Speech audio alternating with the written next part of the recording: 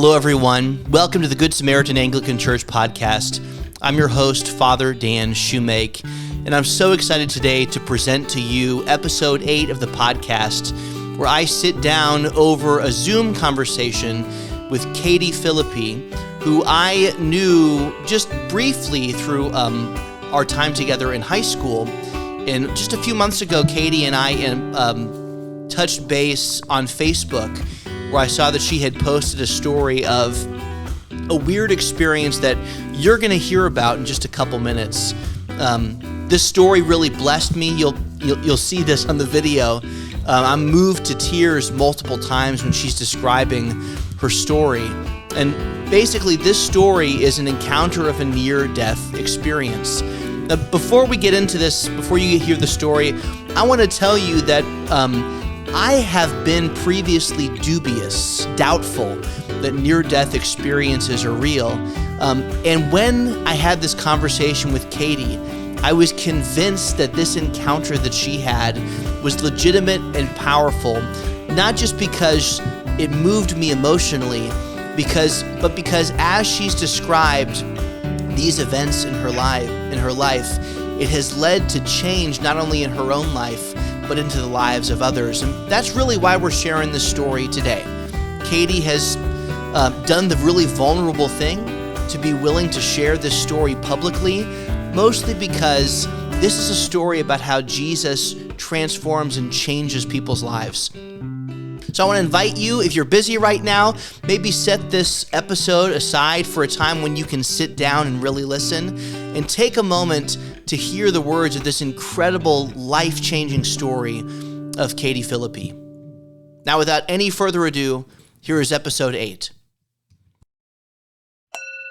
Do you have any questions before we start? No, I didn't look, honestly, at a whole lot. That's okay. I appreciate the outline, but I was like, you know what? I'm someone who's going to wing it because I'm just trusting the Holy Spirit will fill in the gaps there. That's the whole idea.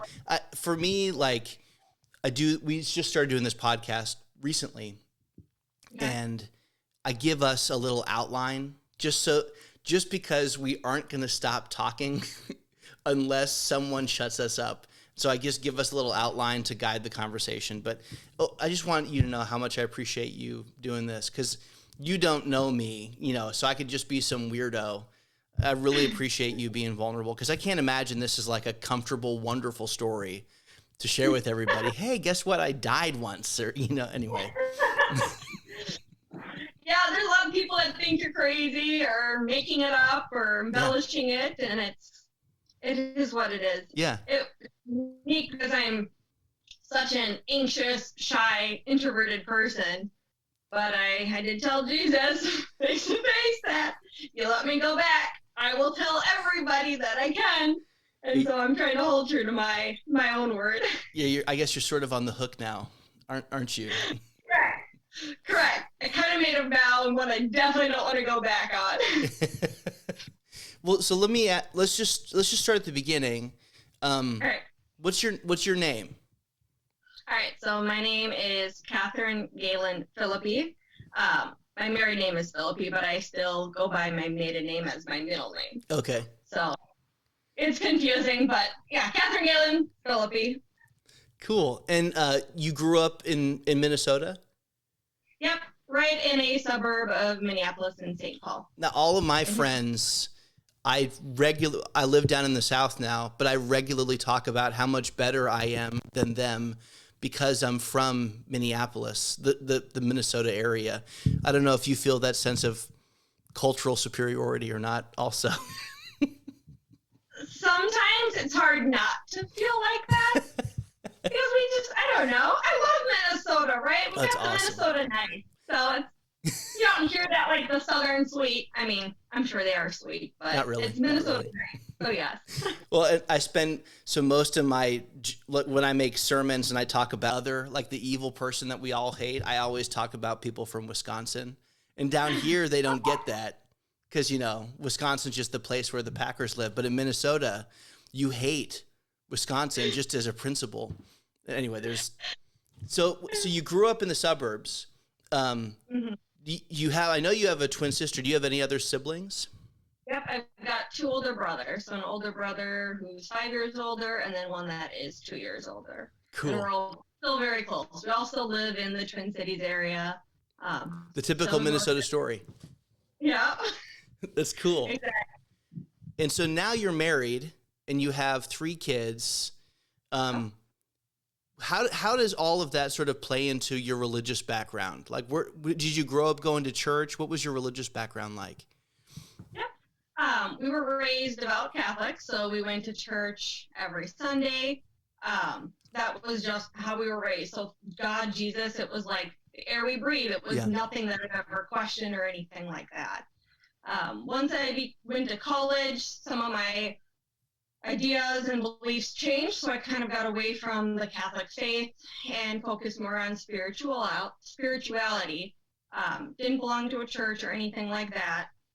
Met my husband. He was Lutheran, but very much so when I say spiritual, like we have pictures of Jesus like all over our house. We have or paintings rather. We have crosses, crucifixes everywhere. Our kids very much so know about Jesus, God, Holy Spirit.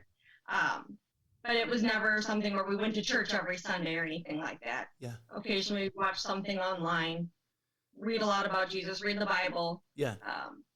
Obviously, since the experience, things have changed a little bit, and right. now we're trying to get back into the whole practicing of religion and going to church on Sundays. And was there conflict around you growing up Roman Catholic and him growing up Lutheran about what y'all were going to do? No, we know we wanted to baptize our children, and I was fine with Lutheran or Catholic faith, having them baptized in one or the other. That was important to both of us, was baptism. Yeah.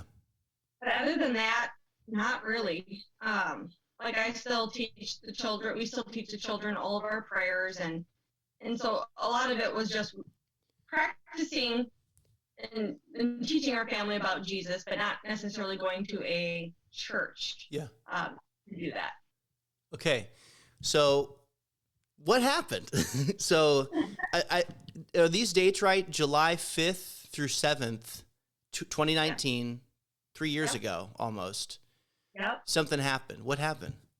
Yes. So July 5th, my children were 1, 3, and 5. And I had just quit nursing my 1-year-old. And so I was like, all right, it's time to get back into shape here. And so the kids all were in bed. And I was like, all right, I'm going to start working out. Like, I can do this. Like, we're just going to do a video called 30 Day Shred by Jillian Michaels. Yeah. And so, like, halfway through, I'm doing this video in my basement. And all of a sudden, it's like someone stabbing me in the eye with an ice pick. And I'm sure people use that expression a lot. When it comes to brain aneurysms, but that is what it felt like. Yeah. And so I kept trying to work out. I was like, oh my goodness, this migraine is terrible. And at that point, I just chalked it up to 1, being really out of shape, 2, just quitting nursing, and so like the hormone fluctuation, it's like, all right, it's just migraines. Like I've had migraines majority of my adult life. Didn't think anything of it. Shut the TV off, told my husband I was going to go lay down because I had a migraine.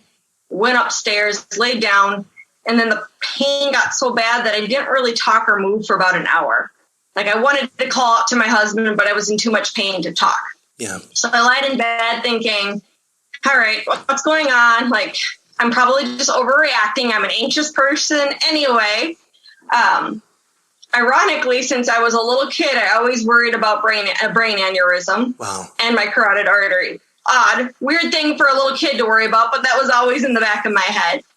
And so about an hour passed, and I was like, okay, the pain's subsiding a little bit. My husband came up, and I looked at him, and I said, this pain is super bad. Do you think I'm having a brain aneurysm? Now, this wouldn't be the first time that I asked my husband that, right? So keep that in mind. Like with every migraine, I think I've said, do you think this is a brain aneurysm? He's like, it's not a brain aneurysm, Katie. Well, can I ask you, did you have like an event or something like that made you specifically worried about brain aneurysms? No. Okay. Nope. I had heard stories about it as a child because my husband's aunt actually had a brain aneurysm, almost died from it. Wow. And then like carotid arteries, I don't know why. I've always been paranoid. Like when I get in a car and the seatbelt's touching my carotid, like I've always moved it. Yeah. for as long as I can remember, right? And so he's like, it's not a brain aneurysm. It's like, this is a really bad migraine. This might be the worst I've ever had. I couldn't even talk. So I took some Advil or Tylenol, I don't remember which one, and went to bed. The next day I woke up and my eyes still felt funny, which is not abnormal with a migraine. So sometimes you can get like an ocular migraine. So it's in your eyes and your vision does some funny stuff. So I was like, all right, it's just an ocular migraine. It's not a big deal. I ended up meeting my family at a cousin's grad party, 20 minutes away. And I remember driving thinking, oh, my vision just feels really funny. Yeah. And my twin sister was up here with her husband and their 2 kiddos. Nope, they're 1 kiddo. They didn't have the other yet because they spend the night up here a lot too. And I kept saying, like, my vision just feels weird. And they reassured me, like, nope, it's just a migraine. Like, don't worry. Yeah. All right, so then I took some more Advil and Tylenol, which was weird because usually Advil or Tylenol take away a migraine, but it never really took it away. I'd say it brought it from like an 7 or 8 out of 10 down to like a 2 or 3. Yeah. But again, I had just quit nursing. My hormones were all over the place. Sure. So I'm like, this is absolutely what it is, right? Well, then Sunday morning, and now I'm usually the one that gets up with the kids because kids come to mommy when they want to wake up, not necessarily to daddy, in our house at least. And so I'm usually up at like 5:36 with the kids. Well, I was going to meet my 2 girlfriends at 9:30, and my husband came in because I was still sleeping at 9, which is crazy because I don't sleep in. Yeah. And he woke me up, and I remember thinking, oh my goodness, it is so hard to wake up. Like, almost felt like I was drugged. Not that I've been drugged, but like that's what I would assume it was. Like, it was really hard to like come to and wake up. And I sat up in bed and it's like, okay, I need to get ready. Why am I so tired? I just want to lay down and go to sleep. And so I went into the bathroom. I was like, I'm just going to put my hair in a ponytail and started putting on some makeup. And I kept looking at my face in the mirror like, something's weird. What's weird with my face? Something's wrong with my face, but I couldn't tell what it was. Yeah. And so I'm putting the makeup on, and again, my eye it's behind my left eye, and it just feels so weird. Yeah. There's really no way to describe it. Something just felt wrong. Well, I'm getting ready, and all of a sudden it dawns on me. My pupils are completely different sizes. So my left pupil is just this tiny little dot, and my right pupil is the normal size. So my brother-in-law is actually Dr. Kevin Casson. Okay. You might remember him from high school. Yeah. That's my sister's husband. I took a picture quick and sent it to him because he's my eye doctor. And then I, of course, texted my mom and sister, like, should I be concerned? Because, again, I'm in my room. My kids are out in the living room playing, and I don't want to alert anyone or freak anybody out. But my mom writes back at the same time as my brother-in-law, and he said, Katie, you have Horner syndrome. We're meeting you at Abbott Hospital now. And I was like, whoa, slow down. Like, this sounds serious. Yeah. He's like, I will meet you at Abbott. So Abbott Hospital's the big hospital in downtown Minneapolis. Yeah. So it's like, all right. So I go out and tell my husband, I'm trying to whisper as the kids are playing, like, we need to go to the hospital now. And again, I'm a very anxious person. My husband's like, slow down. Like, everything's fine. Yes, you're fine. And I was like, look at my eyes. Like, try not to yell because my 5-year-old is also a very anxious kid. He had witnessed my husband's bad chainsaw accident like a year and a half prior, which that's a whole different story. So he's already an anxious kid, right? And so I'm trying to like whisper, and I show him the text message from my brother-in-law and my mom, and he's like, okay, I'm going to call my mom right now. And thankfully, my in-laws live 4 minutes down the road. Oh, great. So they sped over here right away. They were here within 5 minutes. And I remember giving each of my kids a quick kiss because I was trying not to panic and trying not to let them see me panic. And they're like, what's going on? I was like, Dad and I are going shopping. Like, we'll be back later. Give me a hug and kiss. Like, I love you all. And I always did like the sign of the cross on their forehead. Yeah. So I'm, trying to say goodbye, give them hugs and kisses and get out of the house really quickly. Well, then we drive down to Abbott, which is like 25, 30 minutes from our house. And as we're driving, I do something that no one should do, and that's look up your symptoms on Google. Right. Yeah. And so I Google Horner syndrome, and there's like 3 things that come up. And it's either a spinal cord injury, like a tumor, or a brain aneurysm. And I was like, all of these sound terrible. I don't want any of these. Right. And I said, well, let's chalk it up to a spinal cord injury. I can handle that. My neck, I had like crepitus in my neck, like the creaking after working out. Yeah. And I was a little stiff in my neck, like it kind of hurt to move.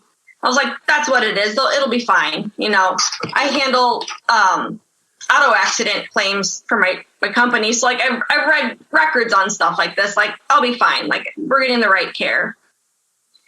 So I'm trying not to like get too anxious. I'm obviously like, all right, God, help me out here. Like, please, I'm starting to panic. Like, please just help me. And all of a sudden I felt like this sense of like calmness, which was weird. Yeah. Enjoyable being an anxious person. Like I really liked the calmness, but it was like, it wasn't from me, right? Yeah. I could feel like it was external almost. We arrived to the hospital. My parents are both there. My brother-in-law's there. I think both my brothers didn't showed up because my family's very close. Something happens, we all kind of band together. Yeah. Right? Yep, exactly. And so they rush me back and they get me in right away. And they rush me to, I can't remember if it's a CT or an MRI. So they did give me Tylenol for the pain because at this point, the pain's just getting worse and worse and worse. And they gave me, I believe, like Ativan, something that calms down like panic attacks because I don't like MRIs. I don't know anyone who would like to go in a tube with like this close to your face. Just feels like a coffin. For a diagnostic, like no. So they had given me those 2 medicines. And so we're waiting in the room as they come back.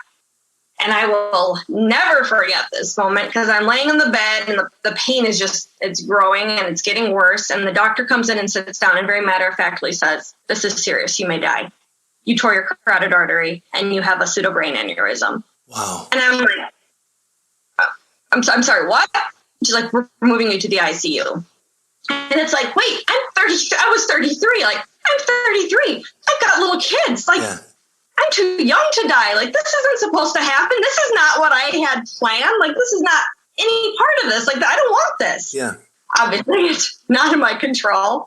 And so I'm sobbing, of course. I'm thinking, oh, my goodness, the last things I told my kids was lie. I'm going shopping.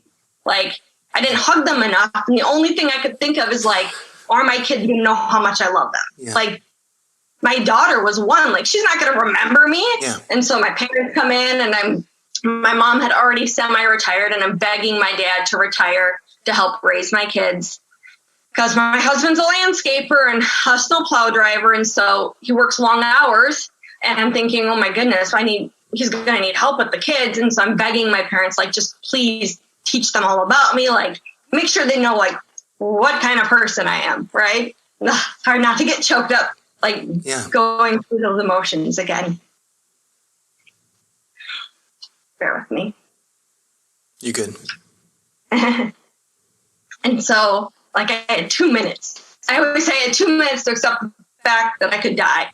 And it's in those 2 minutes, like, you're just going through only what matters. And really, like, it was so evident in those 2 minutes, like, nothing else, like our cars, our houses, our material, like, none of that matters. Yeah. Like your job. I mean, obviously we're called to do a job, but like that doesn't matter. What you want people to know is like the people that you love. Yeah. You want them to know how much they meant to you. And so, and then my 2 best friends drove down as well and met me in the room before they dragged me up. And I'm telling them, like, I'm really sorry I canceled on our girls' day. I don't think we're going to be getting any tattoos anytime soon because I might be dying. Trying to, laugh and absorb just that information. And so I'm telling them how much I love them and appreciate them. And then they're wheeling me up to the ICU. And it's like, oh my goodness, like, this can't be real. This is a nightmare, right? You keep thinking like, I'm going to wake up. Like, this isn't going to happen. So then they moved me into the ICU. And in the ICU, every 15 minutes, they do neurological checks. And so what happened is I tore my carotid artery, so I dissected it from the inside. So essentially, like if this is your artery, like a flap of the wall came out and closed like this, blocked it, right? Okay. And then blood was pooling, causing the pseudobrain aneurysm. And so pseudo because it's in the dissected area. Got it. Well, the concern is obviously you don't want that aneurysm to break away, right, travel all the way up to my brain and kill me. Yeah. Bigger issue with a dissected artery is you have 4 main arteries that go up to your head, right? You've got the 2 carotids and then the 2 vertebral in the back. And what those are responsible for is putting the blood in each side of your brain, right? So like 4 quadrants. Yeah. And so my front left was nearly occluded, meaning there's very little, if any, blood going up to the front left part of my brain. Right. Now I have something called a full circle of Willis. And so think of circle of Willis as like a ring up here that allows the blood to travel from front to back and side to side. There's a very small percentage of the human race that has a full circle of Willis. Oh, cool. The very fact that I had that is a miracle itself. Yeah. I can't remember what I read. Like 30% have a full circle. It's not common, right? Yeah. It's rare. Yeah. Had I not had that, I probably already would have had a stroke. But because I had that full circle of Willis, that kind of helped me out quite a bit. And so this is what the doctors are explaining. Like they're pumping me full of blood thinners to try and thin the blood as much as possible so that it can move around easier, yeah. right? And they're giving me Tylenol. I am someone who refused pain meds. I would much rather feel the pain to gauge how bad it is. Yeah. And also, I was just told I could die. So I'm thinking, well, I want to know if it's getting worse and if it's going to be my last breath. I'd rather know and feel that pain than not be aware of any of it. And so we kind of just wait, and every 15 minutes they're doing neurological checks. Now the Horner syndrome is getting worse. And again, that's where the pupils were different sizes. Yeah.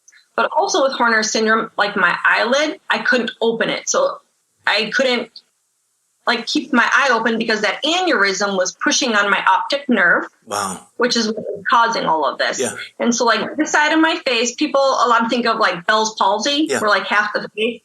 It's similar, but not the same. It was mostly my eyelid. And then if you had drawn a line straight through my head, this half felt like there were razor blades in my scalp and on my face. Yeah. It was a very odd sensation.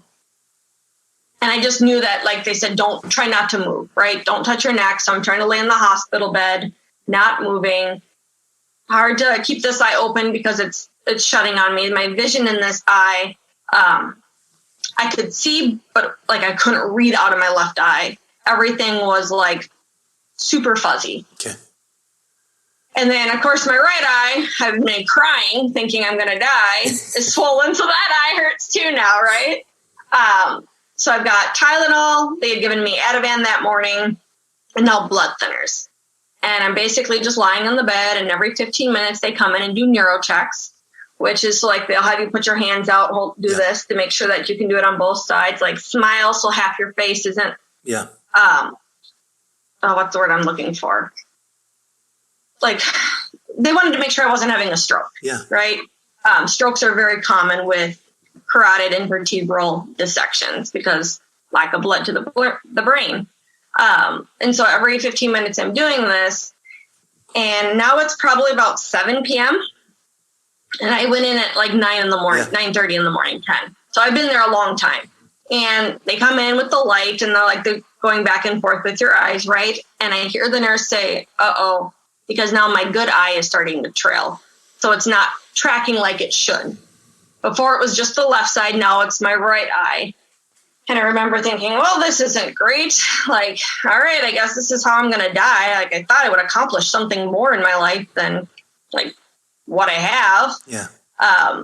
I regretted not, I had written a book about domestic abuse, and I'm thinking I really regret not publishing that. All the things that you wish you would have done that you just didn't do. Yeah. I wish I would have taken more time off work to spend time with my kids, and just going through all of those thoughts.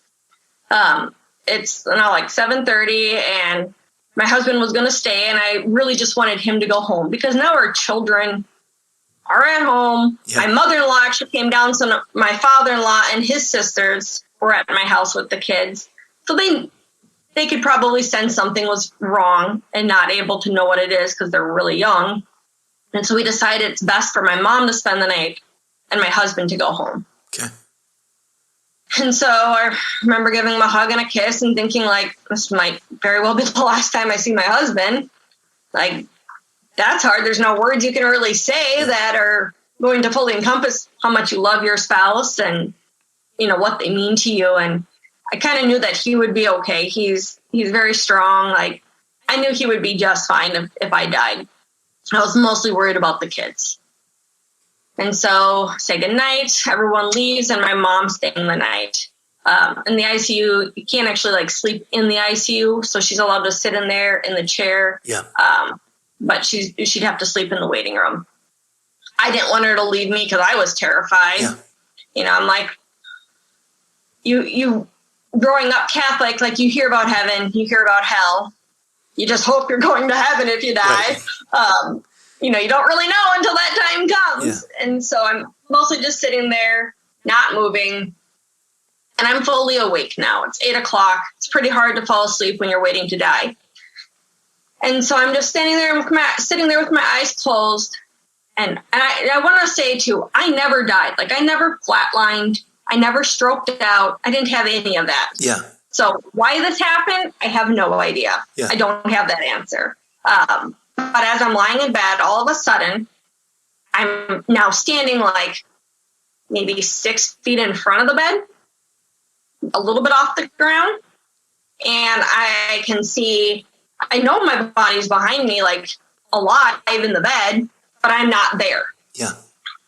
And I'm looking ahead, and to my right is like a doorway of light. And to my left is a doorway of like darkness, but there's like specks of light. And my first thought was, oh, heaven and hell. But it wasn't heaven and hell, it was heaven and earth. Yeah. And then there's this figure in between the two. Now, I wasn't scared at all. It was the most magnificent feeling that human words can't even possibly convey what it felt like. Yeah. It's the one and only time in my life I've never been worried or had anxiety or been scared. I knew exactly where I was. I didn't want to control the situation, which as most humans, like, I like to feel like I'm in control. Like, I didn't care about none of that mattered. Yeah. So just the feeling of like floating, lightness, happiness, it was everything amazing in this world without any inkling of the negative. So every happy moment, love, the birth of your children, like your wedding day, all of those things where you have such love and joy, that's all it was. And it was like an overwhelming sensation of love. Yeah. Now this doorway, even though it's not a doorway, there was like no defined lines, was just this bright, beautiful, like white light. And all of my relatives who had died were there. Like, I could see them, but it wasn't the way, like, they didn't look the way they did on Earth, but I knew it was them. Yeah. The first thing I thought is my grandma had died, who I'd had coffee with frequently. And I was like, wow, Grandma, it looks like we're having coffee sooner than I thought.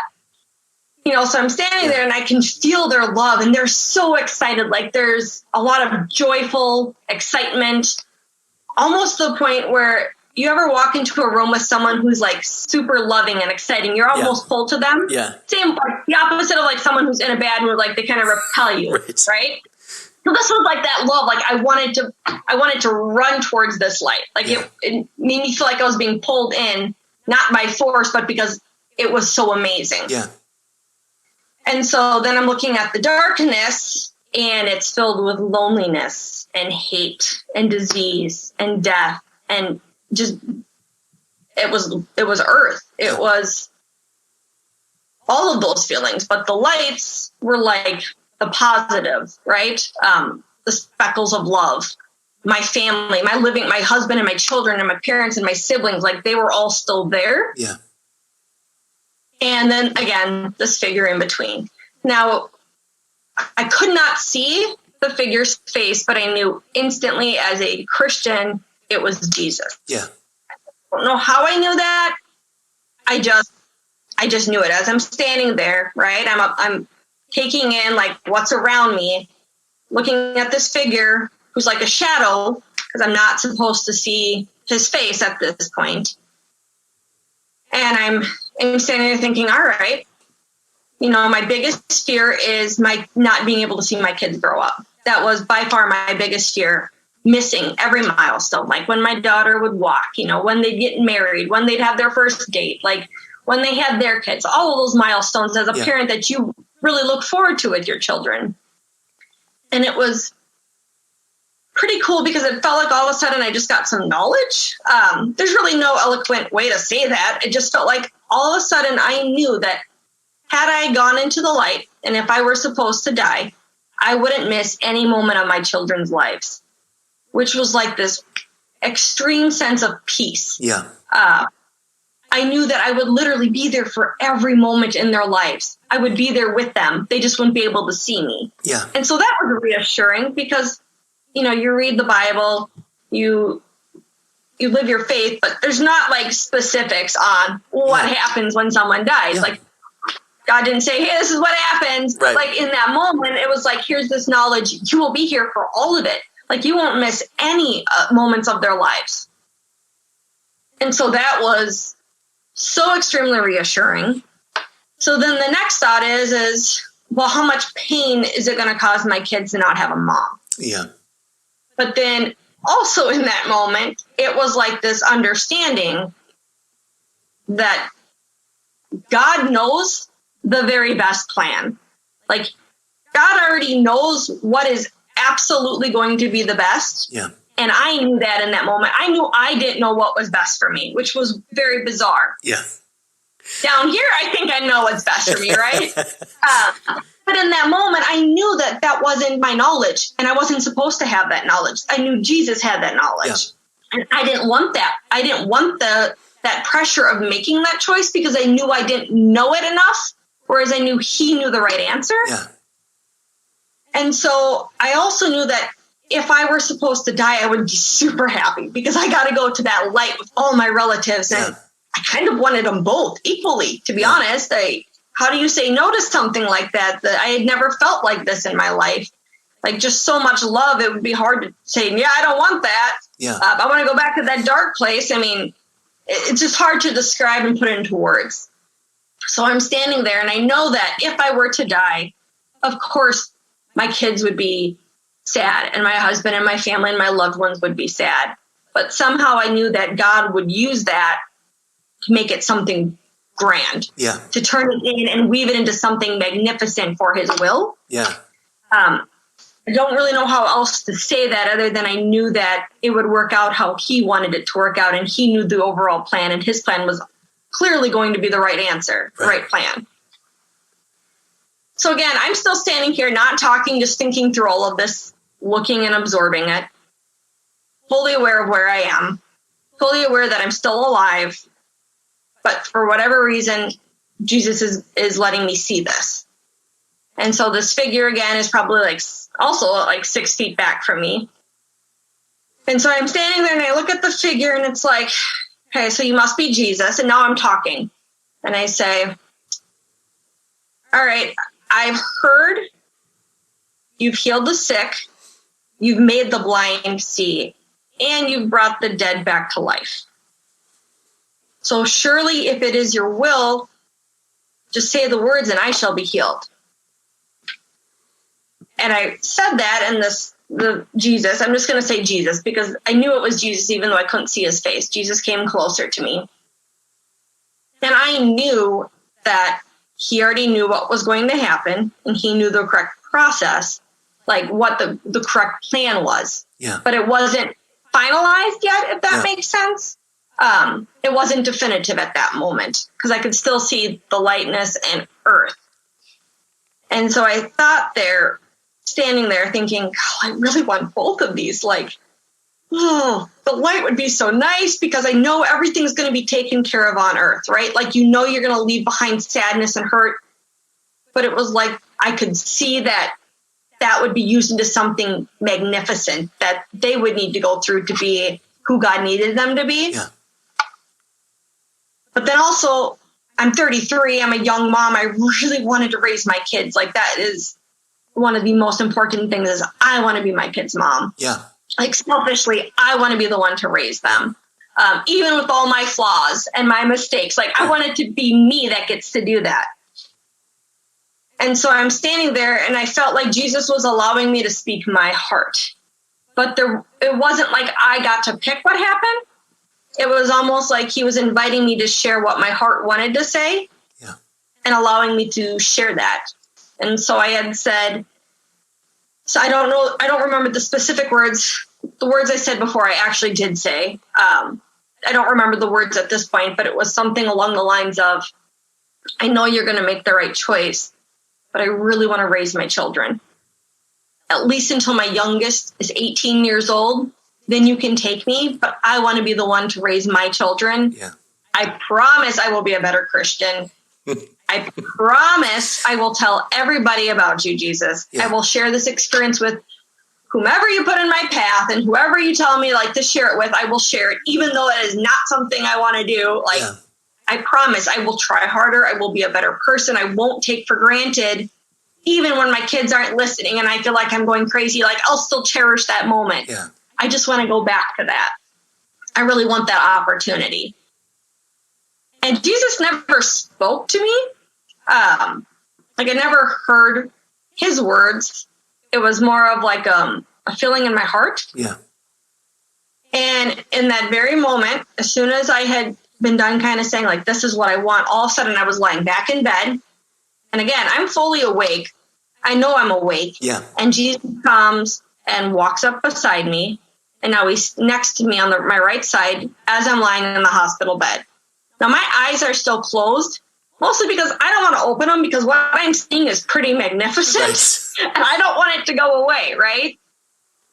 Well, all of a sudden, Jesus kneels down beside me, takes his right hand and puts it around my neck like this. Now, keep in mind, the doctors in the ICU had said not to touch my neck. Yeah. But Jesus put his hand like this. And the human me is like, who's touching my neck? I can see Jesus is doing this, but then, like, I'm doubting, like, am I going crazy? Yeah. This can't actually be real. Like, is this a figment of my imagination? Like, now I'm questioning, like, is this really happening? And so I think my mom is totally touching my neck. They told her not to do it. So my eyes are still closed, and I reach up expecting to touch my mom's hand because I can feel the hand on my neck. Even though with my eyes closed, I can see Jesus here holding my neck, right? And so as I reach up expecting to touch my mom's hand, my hand touches my own neck, and I whip my eyes open because I'm like, I'm going crazy. Like, this is not happening. Well, my mom's asleep in the chair, like on the other side of the room, and there's nobody else in the ICU room. It's just me. Yeah. And Jesus was just gone at that moment. And the craziest part was in that split second where I opened my eyes, because I doubted, like, this can't be happening, right? Like, this is different now because I was in my human body, but I was seeing stuff that I shouldn't be seeing. In that moment, I knew two things. One, I was told I was going to live. And two, he told me there would be a second scare. I had no idea what that meant. But in that hole, when he went like this, I doubted. I put my hand up, opened my eyes. It was like, Katie, you're going to live. There's going to be one more scare. And so I'm sitting there like, am I going crazy? Did this actually just happen to me? Like, I didn't flatline. There's no medical staff in here. Like, I didn't die, but what just happened? And now I'm, again, consumed with my anxiety, right? And freaking out, like, I don't want to die. I don't want to die, even though I literally just went through that experience. So now it's like a conflict. Like, why am I worrying? You literally just saw what was going to happen and where you could go to. Like, it was amazing. Yeah. I'm just glad I didn't see, like, fire. I mean, like, you would think I would be, like, overjoyed, but I was consumed with just my human anxieties and fears and wanting to control what happens to me, even though I literally just went through that, knowing that it's really not my control. Like, I don't have that control. And so again, I'm just laying there waiting. I go, okay, so I'm not going to die. At least that's what Jesus told me without telling me. Like, if hearts could speak to each other, that's what it felt like. Not like words ever came out of his mouth. And I still couldn't understand why I couldn't see his face. Like, why it wasn't unveiled to me. That I struggled with, because I'm like, well, Jesus, why didn't you just show me your face? Like, I knew it was you. I just knew it was him, but I didn't understand why he didn't just show me his eyes. Like, I'm probably going to butcher her name, but Cayenne. She did that painting of Jesus. I think it's titled Peace. And I love that picture. Like, I have that picture all over our house. I'm not kidding, because that's how I always just like picture Jesus. But I'm thinking, why didn't I get why didn't you show me your face? Am I going crazy? And so like that comes into your mind too. Like, if it was Jesus, why didn't I see his face? Well, obviously I wasn't meant to see his face, or I would have seen his face. So again, just like all those human doubts and emotions and all of that came back. The nurse came in shortly after to do another neurological check. And she did it, and she's like, oh, good. Your right eye is not trailing. Like, good. Looks like it's getting better. And so it was like, okay, so then that we knew like 15 minutes ago it wasn't, and now it is. So really it was a span of like 15 minutes that all of this happened in, right? And it's really hard to fall asleep when someone's coming in and making you do all these movements every 15. So I mean, after that moment, the neurological checks started getting better. I ended up getting moved to just a regular hospital. And within a week, I was back home to recover. Awesome. So it sounds like on paper like that was a true miracle. One thing I forgot to add is when I was in that spot, right, when I was face to face with Jesus, even though I couldn't see his face, I'd even said, like, I don't care how much pain I'm in or what I have to go through. I just want to go back. And I remember saying that because then by the time I got home, the amount of pain made me question, like, why would I say that? Because they sent me home for 2 months in hopes that the dissection would repair itself, right? And that the aneurysm would stop growing, the pseudobrain aneurysm. And so the amount of pain that I was in, I wouldn't wish on anybody. It felt like, again, there were razor blades on half my face. Touching my hair was excruciating. Keeping my eye open was just so painful, because then it made me off balance and feel sick. Even with and I wear glasses, even with that, it didn't help. So a lot of times I just laid in bed, not moving. Because again, I've got little kids, a 1, 3, and 5-year-old. They don't understand that they can't be touching mom's neck. Like, they don't understand that. So we had months of what I called Katie sitters to make sure I didn't have a stroke. And I couldn't lift anything. So I have a 1-year-old. It's in summertime when my husband's gone from sunrise to sunset as a landscaper. So a lot of my mom and my 2 best friends, Jennifer and Nicole, that literally were around with me around the clock. They would show up in the morning before my husband left and wait till he got home late at night. They would make all the meals. They took care of my kids. Because again, I couldn't lift my 1-year-old. She didn't know how to walk. I couldn't do any of that. And during that period as well, like the pain. So any noise, I don't know if you've ever had a migraine, but with migraines, a lot of times like noise and lights just make it worse. I would say this was that intensified. Just the sound of and I hate to say this, but the sound of my kid's voice, like one of the sweetest sounds in the world to a parent, right, is the sound of their kid's voice, made me want to rip my ears off because it hurt my head so incredibly much. The sound, the noise, like my dog's barking, it was terrible. I honestly had earplugs that I kept in my ears a lot, and I mostly just lied in bed with a mask over my face so there wasn't any sunlight whatsoever because it was too much. The noise and everything was too much. And then I'm sitting there again thinking, well, Jesus said I was going to live, but I really should have asked for how long, because he didn't tell me that. Like, why didn't I ask that? And so I'm frustrated. Like, he said I was going to live, but he didn't say how long. So is it tomorrow? Is it the next day? Like, I have no idea. Why didn't I ask? Why didn't I clarify? And again, this is like the human side, right? Because anyone going through that talks like, well, can you tell me for how long, Jesus? Like, you're not thinking like that. So the human part of me wants to control all of this, and I'm just filled with anxiety and fear. Like, when am I going to die? And also, he had said there's going to be a second scare. What does that mean? Yeah. Like, I should have asked for clarification on that too, right? Like, when and what? What does that mean? Yeah. And so for like 2 months, I just laid in bed a lot. The pain slowly got better, very slowly. It took at least a month and a half before, like, people's voices didn't make me want to rip my ears off. And it sounds drastic, but like, that's how much it hurt my head.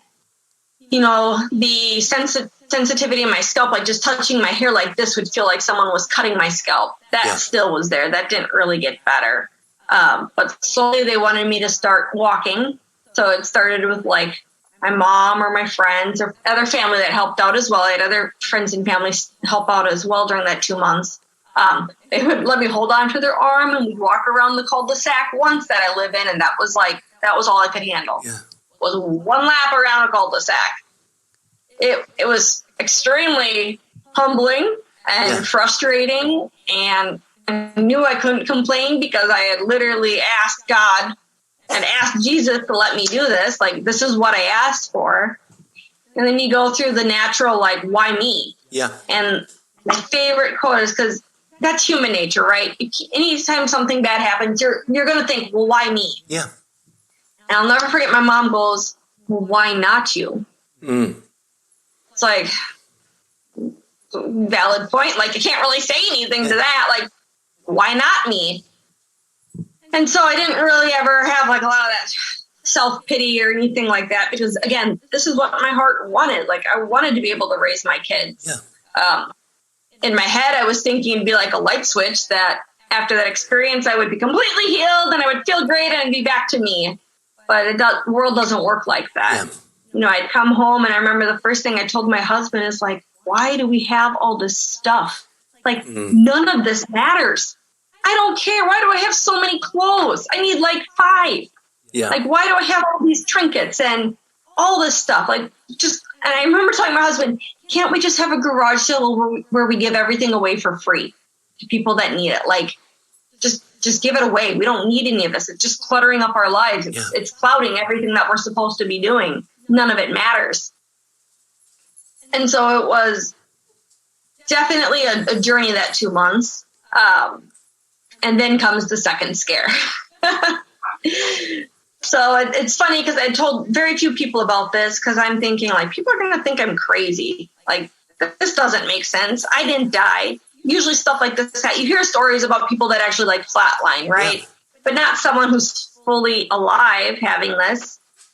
And so I'm like, I don't want people to think that I'm making this up. But I also told Jesus I would tell everybody about Jesus. So I kind of got to listen to that.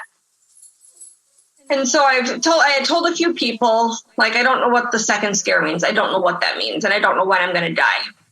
And I remember getting really frustrated that people said, oh, Jesus let you pick if you lived or died. And I was like, no, it was never my choice.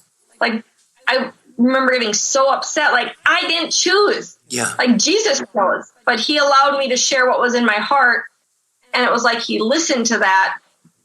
But he already knew, like, what was best, I guess. Yeah. Or, I don't know. I'm not, human side, I'm trying to make sense of all of it. And I had plenty of time to sit there and like, why did this happen? I don't know. All I know is what I experienced. And so I started trying to work again by working 1 hour a day. And I work on a computer. And so with the eye stuff, obviously that's difficult. Yeah. My eye was better. Not perfect, but it was a lot better than what it had been 2 months previous in July when I tore it. So it's early September at this point. And it's September 10th. And I'm, again, having Katie sitters, I still call them. So my best friend Nicole was just on her way over to my house. I had worked my 1 hour, and all of a sudden I stood up and my eye went funky again. And I couldn't see, and I ran to the bathroom, and my pupil again was like a pinhole. And I shriek. I scream out to Jesus, like, Jesus, help me. Like, not again. At that very moment, I run out of my bathroom because I don't know what to do. Like, do I call 911? I don't know. But at that very moment, I didn't have to make that decision because my best friend whipped open the door. It's like, hey, Katie. And I ran right up to her and said, let's go. We need to go to the ER now. And so I jumped in her car. She sped down to Abbott again. We alerted all my family. Everyone met us down there. They did another MRI. So I'm pretty sure I probably got some more Ativan before I had to go into that tube. And initially the pseudobrain aneurysm was 12 by 4 millimeters big, right? So it sounds small, but when that's in your brain, that's huge. It's big. Well, it had grown to 20 by 10 millimeters. So that's huge, right? If that bursts, I'm probably going to die instantly. That's a big brain aneurysm. And so I was rushed in for emergency surgery the very next morning on September 11th. And I remember thinking like, oh, this is the second scare. Jesus did. Now I'm going back and playing this all over again. Like, Jesus said there was a second scare, but he never told me if I was going to survive it. I should have asked that too. Like, that would have made more sense. And so, it's just the human emotions, right? Like, you're going through this, like, darn it, I wish I would have clarified. Yeah. And so as I'm going into surgery, I'm like, well, I remember thinking, well, if I die, at least I had just painted my nails, so they looked nice. Like, I'm thinking easy job for the mortician. At least I'll look okay, I guess. But I really wasn't as scared as one would think, because what the surgery entails, it's a very dangerous surgery. Obviously very risky. Chances of stroking out are high because they're going in through your femoral artery and putting pipeline stents in your carotid and the brain to kind of block off, to open the dissection and block off the aneurysm in the event it were to pop. Yeah. So that it doesn't travel up through the artery to everything else. And so I was pretty calm, like in the surgery. I wake up. I'm not allowed to move. They have you lying on a bed flat, not supposed to move at all for, I don't remember how many hours. It was a while because they went through your artery, right? You don't want to open the artery and then I'll bleed out. And so, I stayed in the hospital a few days, recovered pretty quickly after that. That was the first sense of relief of that excruciating head pain. Wow. So like, I still had like the tenderness of the scalp, but like that excruciating migraine that made me want to rip my ears out, like that was gone. Yeah. When I woke up. The most disturbing part of the surgery was probably 2 weeks later.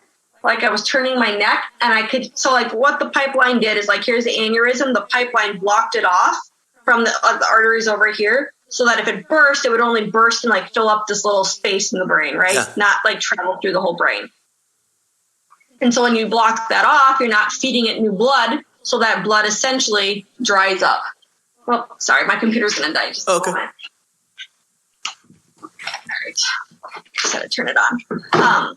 So it's essentially cutting off the blood supply so that it dries up. Oh, I'll never forget this. I was sitting in the rocking chair and I turned my head and I heard crunch, crunch, crunch, crunch, crunch in my brain, which I could only assume was the blood drawing out from the aneurysm. Yeah. It was a very disturbing feeling, like, should I be going to the hospital right now? Because I don't think I'm supposed to hear crunching sounds in my brain. Yeah. But obviously it worked. I mean, I'm still here on March 13th, 2020. I went in for my repeat catheter angiogram, which is where, again, they stick this, like, I don't know, it's under diagnostic. So they go up through your femoral artery and then look up here. Yeah. And the pipeline was working and the aneurysm was gone. Awesome. So it worked. So on March 13th, when I woke up from that, they were like, you don't need to worry about dying anymore. Like, the aneurysm's gone. Awesome. The artery's pipeline. You just have to take aspirin the rest of your life so that it doesn't get clogged up. Yeah. Like, I can handle that. And if you remember the dates, I said March 13th, 2020, because it was Friday the 13th. I remember thinking, maybe I should have scheduled that a different day. Like, but 13th is also my lucky number. So that was on a Friday. Well, that very Monday, I always joke around like I had 2 days of not worrying about dying. And then that Monday is when Minnesota shut down with COVID. Oh, my goodness. And so I was like, come on. I had 2 days of not having that impending doom feeling over my head. I mean, I'm not trying to make a joke about that, but like, yeah, that's how fast it's all kind of blurred together. Yeah. So yeah, it's after going through something like that, you can't really go back to living the way you lived. Yeah. You know, I made a promise, and it's been really surprising. I wake up every day now and say, all right, Jesus, you know, put in my path what it is you need me to do today. Use me however you need me to. I never did that before. Yeah. I usually woke up and thought, I don't want to get up, right? Yeah. And now I try really hard. And sometimes I still think, nope, all right. Use me how you need me, Jesus. Like, I'm here. I promised I would. I'm here for you. And it's just been really cool to see all the different people God has placed in my path. Like weird situations that I would not expect. Yeah. And it's always that nudge, that I call it the heart nudge, where it's like, speak about it, Katie. Yeah. Like, I don't want to. So like I had to go get an ultrasound. And as I'm sitting there with the ultrasound technician, I feel like Jesus nudging my heart, like, share your story. And I'm thinking, I don't want to share my story right now. This is so weird. Like, I'm at a doctor's office. I'm not, fine, I will. Like, that internal dialogue, right? I said I would. So I start talking to this woman about this story, an abbreviated version, obviously, and she starts crying. And I'm like, oh no. See, this is why I didn't want to do this. Like, now I've offended somebody. And she looks at me and says, my father died when I was a little girl. My mother and I have never been able to forgive him for how he could die, knowing how much we would suffer without him. And she's like, but you just told me that God showed you a bigger picture, that you knew that the people you left behind would go through what they needed to for God to accomplish what he needed in their lives. Yeah. It's like, you have no idea what a burden you lifted off me. Like, can I share this story with my mom? And it's like, I'm crying now because I'm like, oh my goodness, like Jesus just used me to help someone. And I did like nothing. I got to be a part of something pretty awesome. Yeah. Like, I'm just me. Yeah. But I got, like, Jesus was like using that story to help somebody else in a way that I never anticipated. Yeah. And so that was pretty cool. And there's other stories like similar to that, where it's just like, oh, all right, that was a God thing. Like, he definitely put that in my path for a reason. So in terms of like your public witness, like the way that you interact with the world, what would you say, how else has this affected your spiritual life? You can't really go back to living in the same way that you were prior to an experience like that, right? And so I'm more, and the human part of me, I'm still anxious, right? I would love to say, I don't worry about anything anymore. Like, I completely trust God's in control. I would love to be able to say that, but I can't. I know that, but I still have anxiety and I still worry, and I'm still very much so human. Yeah. I still sin. I would love to say, I don't sin anymore. Like, I saw what heaven looks like. I'm making all the right choices. And nope. I still use a lot of 4-letter words that I wish I wouldn't. Like, so I'm very much so, I'm still a sinner, right? But it's like my purpose every day is very different. So my purpose, I feel an immense calling to let my kids really know about God and Jesus. To really tell people, like, Jesus literally hears our every word. Yeah. Now, when I was going through all this, I do want to say that there was hundreds of people praying for me around the world. My parents and my family utilized Facebook.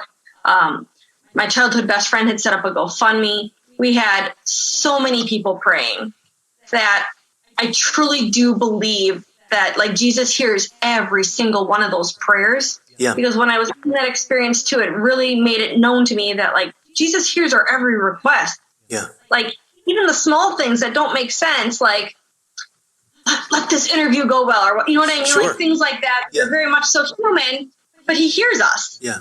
And so why not ask? Yeah. And so just getting up every day and how I live my life and trying to help others and really just trying to be an example of what Christ wants us to be. Yeah. So yeah, I mean, just every day is different. Yeah. I'm trying my best. Eventually I'd like to try and write a book about the experience. Yeah. But who knows? I figure if that's what God's calling me to do, then I'll do it. So I know a lot of people try to put labels on this experience. The two common ones I've heard are like near-death experiences or out-of-body experiences. And I know that you've said a couple times, it's not like you flatlined or stroked out or something like that, but it was really clear that there was a path toward heaven right then. Mm-hmm. Would you call it a near-death experience, or would you have another sort of title you would give it? It's hard. I would say near death, though, for the fact that when Jesus asked what I wanted, what my heart wanted, like I knew he knew what I wanted, right? Like I knew that, but I was allowed to share. Yeah. And I was perfectly okay if he had wanted me to like have my life on earth end and go to heaven. Like that was a very real possibility in that moment. And I knew that. I knew that what was going to happen was not fully determined. Yeah. And that I could go that way or that way. And so I would say it was near death because I fully believe that had I said, my kids will be fine. Like I'd rather go join that party over there with all my, relatives that have passed, because all my grandparents, like my grandpa was my best friend. I was so close to him and he was just out of reach. Yeah.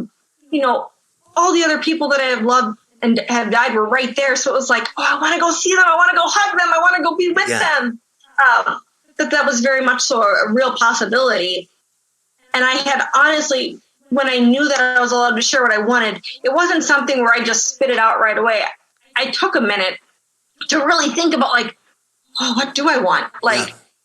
Because again, keep in mind in that moment, the amount of love and peace and joy, I had no negative. I knew there was negatives, but I was incapable of feeling them. Yeah. If that makes sense. Yeah.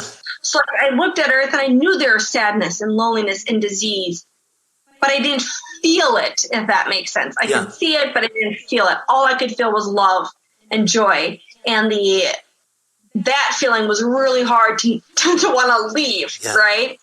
And so I knew that if I had said, no, I'd like to stay here, that maybe Jesus would have listened. I don't know. Yeah. So I would say near death. Yes. Yeah. If I had to categorize it, that's what I would say. Oh, that's so cool. Have you met anybody else who's had experiences like this? So it's kind of funny you say that. A week before all of this happened, I was sitting in my office, a cubicle, like my work office. I was in a cubicle and my best friend Nicole was sitting in the cube next to me. And I was doing something for work, and somehow I was searching someone on Facebook, and I came across a post of people that shared their near-death experiences. And I was reading these, and I was enthralled, and I spent my whole lunch just reading through these comments, hey, Nicole, listen to this one. And I would read some out loud over the cube wall, when there was one that was super interesting. And I forgot about this, by the way, until she brought it up. And I had said at the very end, I even sent her the link of all of these so she could read them. I was like, you really got to read these. These people are so lucky. Wouldn't that be so cool to have a near-death experience so you could actually tell other people about Jesus? And she was like, no, that would not be fun. No, I don't want that. And I was like, I think it'd be so cool. And she told me this after I was home from the hospital, right? She's like, hey, you did kind of ask for it.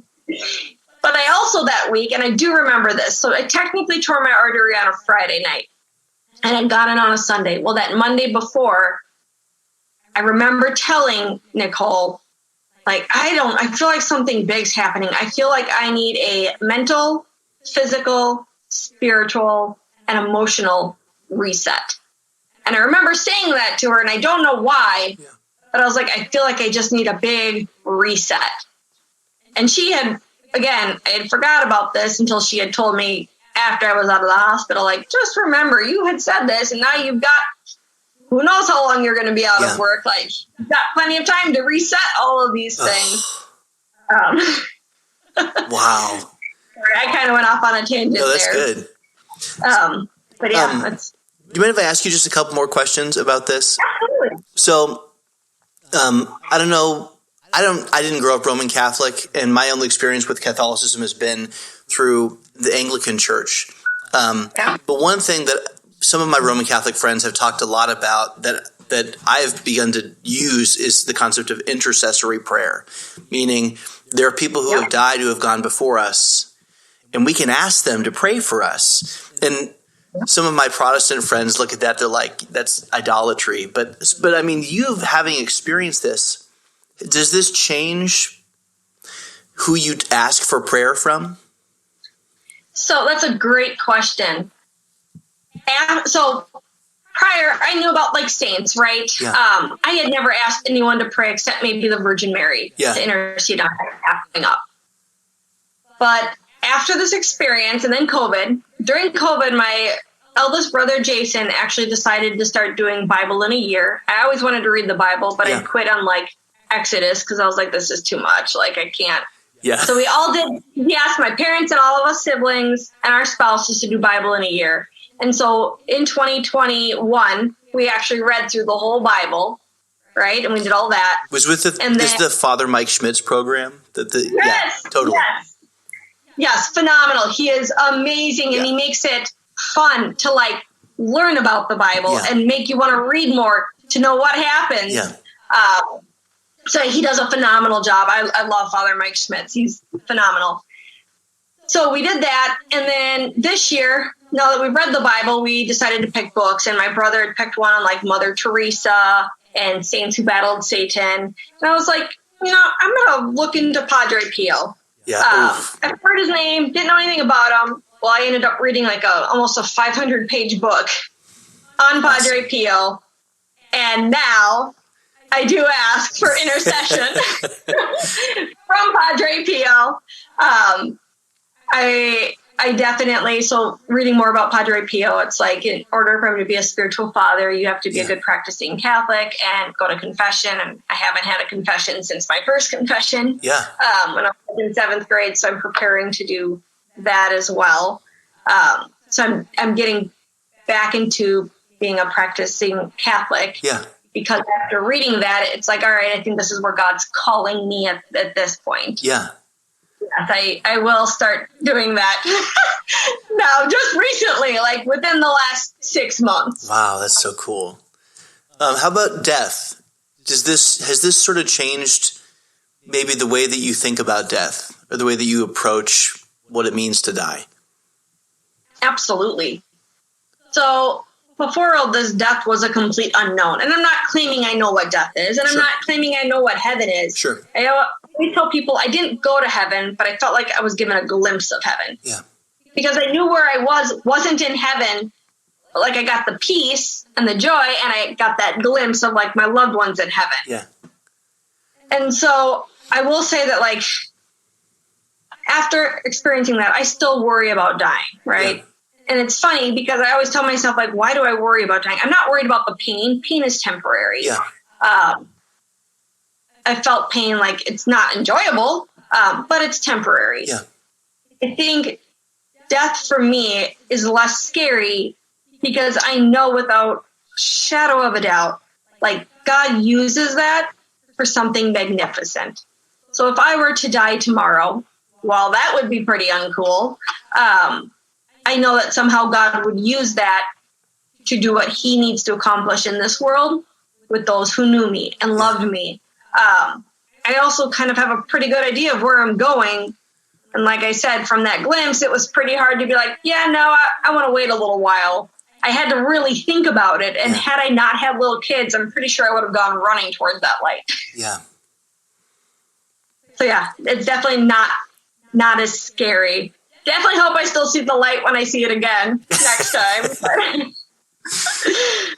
Well, one last thing I want to know.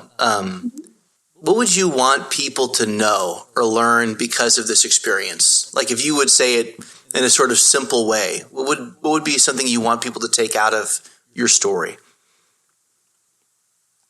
It's a really hard question to answer because I have like my ones, right? But they're very human. There's a little bit of pride that I always try and battle. I'd rather remain humble. And so to answer that, I would say, I don't know whatever God is leading them to take out of the story. I think, for example, that woman when I was getting that ultrasound, never in a million years would I have anticipated her getting out of me sharing what she did. Yeah. There's no way I would have known that or had an intention like that. So I just hope that whatever people hear allows them to get to be closer to God. Yeah. I guess that's what I would want, but I just pray that Jesus uses me to whatever his purpose is, whatever that may be. I don't know. I don't need to know. I don't always. I'm understanding that it's not always up to me to know. Like, it's not always my privilege to know what Jesus's purpose is. Yeah. I just need to show up. Yeah. I was just going to say that's one thing about this story that I'm really surprised about is when you're talking about this experience, I thought that we would talk a lot more about like the concept of hope of heaven, stuff like that. But the thing that I'm hearing from you really resonantly is there is purpose in suffering.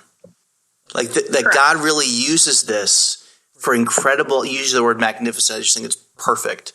That in our suffering, God somehow uses that in ways that are so much better than we can understand. That just, wasn't expecting that. And I think that's so much more important than there's hope at the end of the tunnel.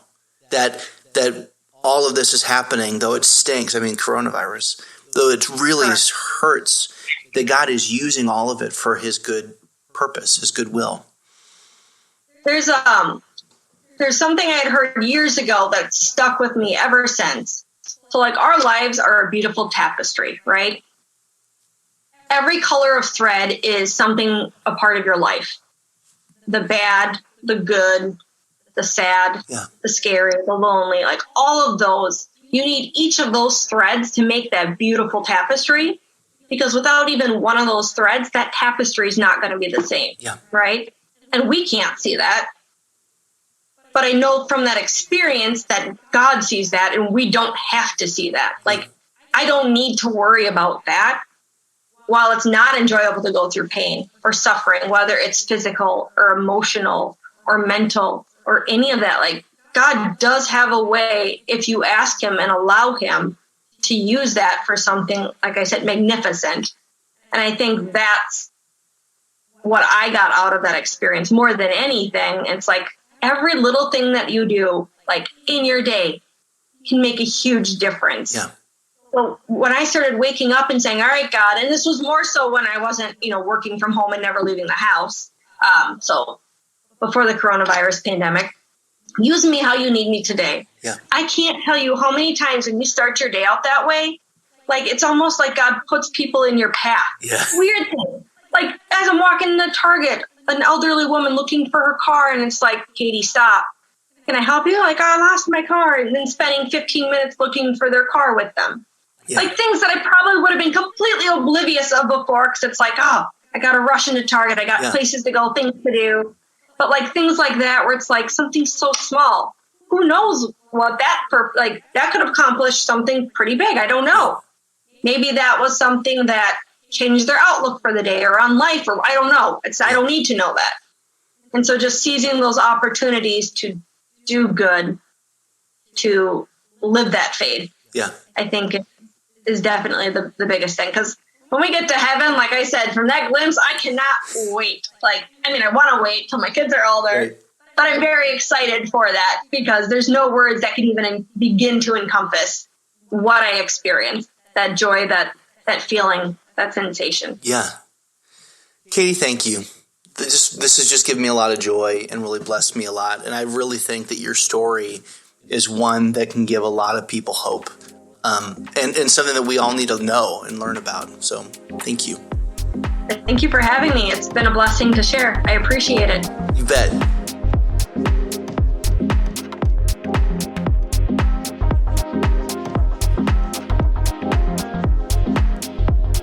thank you all for taking the time to listen to episode 8 of the Good Samaritan Anglican Church podcast.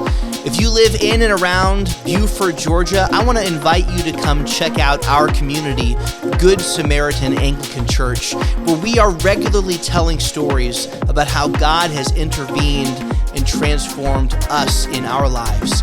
I want to again publicly thank Kati for sharing the story for all of us. It's an incredible testimony to not only her vulnerability, but her willingness to be obedient and serve Jesus, even when it means sharing a rather awkward or uncomfortable story.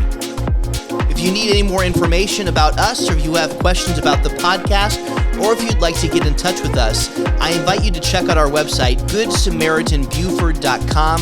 There you can reach us by email, or there's a little way that you can reach us on the website itself. We'd love to hear back from you.